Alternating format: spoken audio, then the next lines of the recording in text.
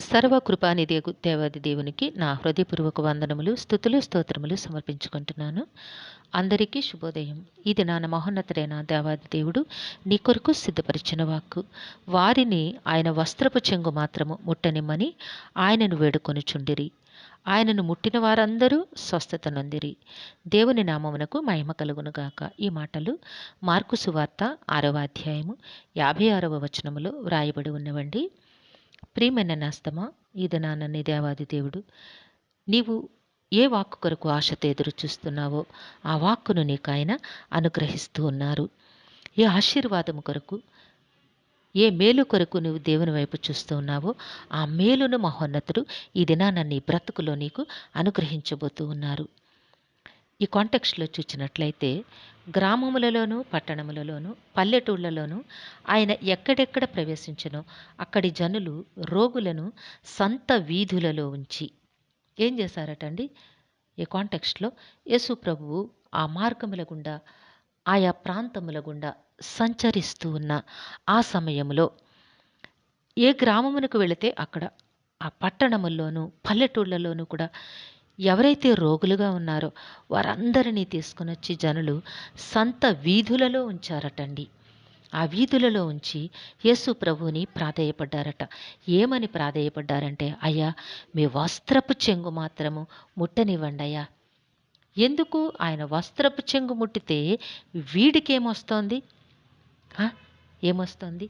వారు ఏ బాధతో అయితే ఉన్నారో, ఏ రోగముతో అయితే వారు యాతన పడుతూ ఉన్నారో ఆ రోగము నుంచి విడుదల, ఆ బాధ నుండి, ఆ శోధన, ఆ శ్రమ నుంచి వారికి విడుదల కలుగుతోందన్న సంగతిని వారు విశ్వసించారు కనుక వారు జీవితంలో మేలును పొందారు. ప్రేమన నేస్తమా, వారిని ఆయన వస్త్రపు చెంగు మాత్రము ముట్టనిమ్మని ఆయనను వేడుకొనుచుండిరి.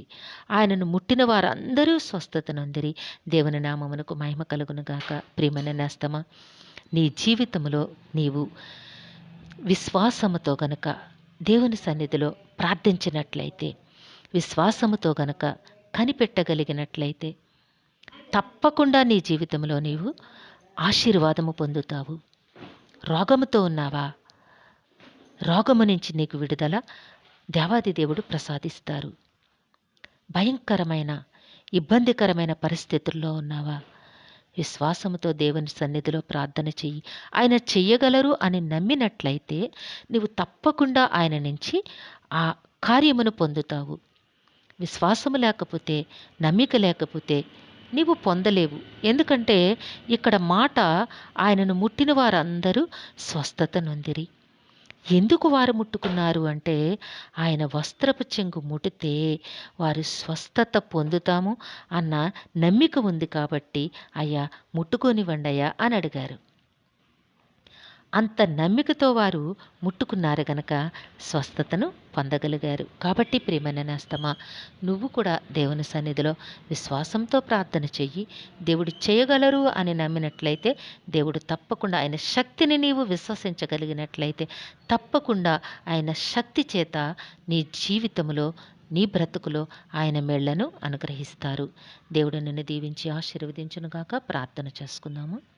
పరమందు సింహాసనాసనుడైన తండ్రి, మీ ఘనమైన నామమును వందనములు చెల్లించుకుంటున్నాము.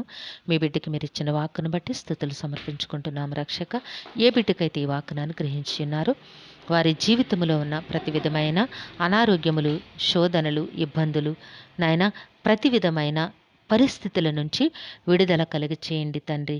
ఆయుర ఆరోగ్యమునివ్వండి నాయన, స్వస్థతనివ్వండి. కుటుంబంలో ఉన్న ఆర్థిక ఇబ్బందుల నుంచి విడుదల కలిగి చేయండి. అనారోగ్యముల నుంచి విడుదల కలిగి చేయండి నాయన. అశాంతి నుంచి విడుదల కలిగి చేయమని మీ కాళ్ళు పట్టి వేడుకుంటున్నాము. ఈ దినము పుట్టినరోజు, వివాహ దిన మహోత్సవములు జరుపుకొంచిన బిడ్డలందరికీ మీ ఆశీస్సులు, దీర్ఘాయుష్ను అనుగ్రహించండి. మా ప్రియుల కుటుంబముల్లో మీ శాంతి, సమాధానము, నెమ్మదిని అనుగ్రహించండి నాయన. ప్రతి విధమైన నాయన అవసరతల నుంచి నాయన మీరే విడుదల కలిగచేసి మేళ్లతో హృదయాలు తృప్తిపరచండి. కుటుంబాల్లో ఏమీ తక్కువ కాకుండా సమస్త ఆశీర్వాదములు మెండుగా అనుగ్రహించి నాయన మీరే జీవింపచేయమని సమస్తమును మీ దివ్య హస్తములకు అప్పగించుకుంటూ ఈ ప్రార్థన మా రక్షకుడును మీ ప్రియ కుమారుడైన యేసుక్రీస్తు వారి అతి శ్రేష్టమైన నామమున అడిగి వేడుకొనుచున్నాము తండ్రి. ఆమెన్. జీవాధిపతి అయిన దేవుడు మీ కుటుంబ జీవితంలో ఉన్నతమైన ఆశీర్వాదములు అనుగ్రహించి మిమ్మును ఆయన నామ మహిమ కొరకు జీవింపచేయునుగాక. ఆమెన్. ఆమెన్. ఆమెన్.